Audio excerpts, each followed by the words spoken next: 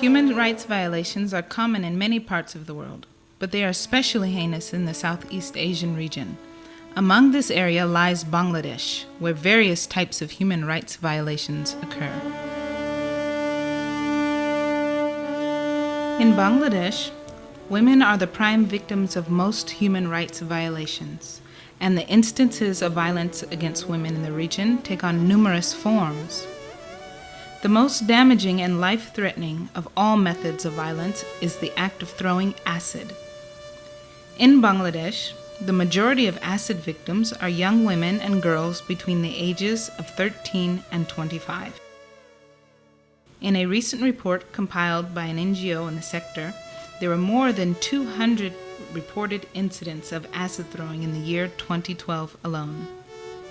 Many cases are not reported due to the fear of further retaliation or lack of community support for the victims.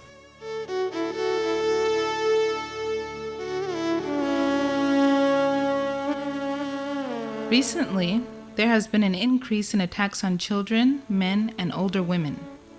The majority of these attacks stem from such issues as disputes in the family over personal grievances, conflict over land ownership, or simple acts of revenge.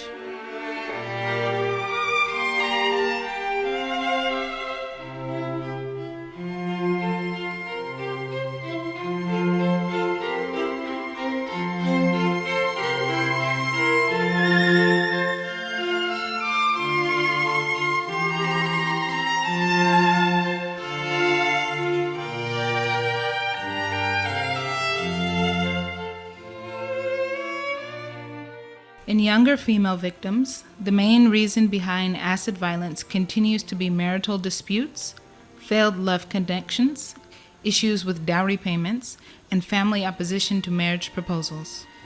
The sulfuric and nitric acid used in most attacks can be found at relatively low cost at most local pharmacies. When acid is thrown on human flesh, it burns through the fatty tissue with impunity. In almost every case, the face of the victim is irreparably scarred. Acid also causes such deep trauma to the muscle, skin, and soft tissue of the body that a permanent odor of decay remains on the victim, well past the recovery stage. Acid that is thrown in the eyes creates permanent and irreversible damage. The majority of victims lose sight in one or both eyes after an attack.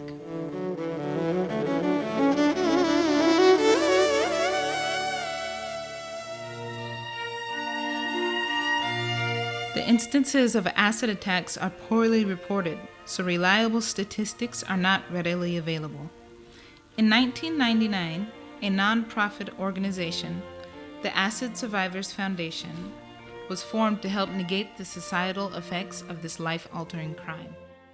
Since its inception, the study of affected persons has been established. From their recent studies, the foundation has discovered around 3,500 cases of women, young girls, and children in various parts of Bangladesh. The actual number of cases is much higher, however.